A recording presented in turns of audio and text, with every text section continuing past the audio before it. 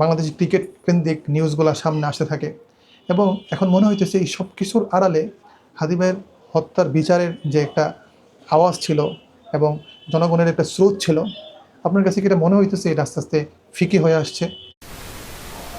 আসসালামু আলাইকুম রহমতুল্লাহ বারাকাতুহু।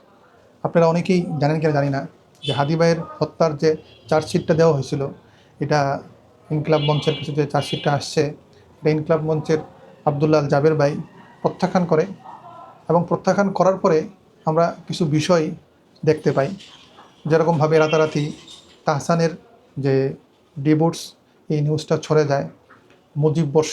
মুজিবের সিনেমা নিয়ে কত টাকা ব্যয় করা হয়েছিল, এই ধরনের নিউজ সামনে চলে আসে এবং বাংলাদেশ ক্রিকেট কেন্দ্রিক নিউজগুলো সামনে আসতে থাকে এবং এখন মনে হইতেছে এই সব কিছুর আড়ালে হাদি ভাইয়ের হত্যার বিচারের যে একটা আওয়াজ ছিল এবং জনগণের একটা স্রোত ছিল, আপনার কাছে কি এটা মনে হইতেছে এটা আস্তে আস্তে ফিকে হয়ে আসছে?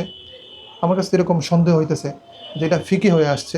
আমি নিজের কথাই যদি বলি, এখন আমার নিউজ ফিডে এই খবরগুলো আর আসতেছে না।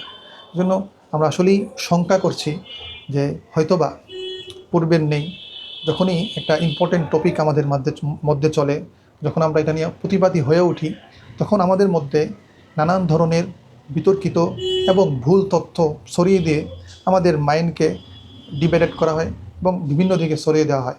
তখন আমরা একটা বিষয়ে সবাই ঐক্যবদ্ধ থাকতে পারি না, যেটা এই সময়ে এই বিষয়ে লক্ষ্য করছি। আমার কাছে মনে হইতেছে যে আমরা মনে হয় আমাদের যে আন্দোলনটা ছিল বা যে আওয়াজটা ছিল হাদি হত্যার বিচার চাই আমরা, এটা আস্তে আস্তে ফিকে হয়ে যাচ্ছে। আপনাদের কাছে কি মনে হইতেছে?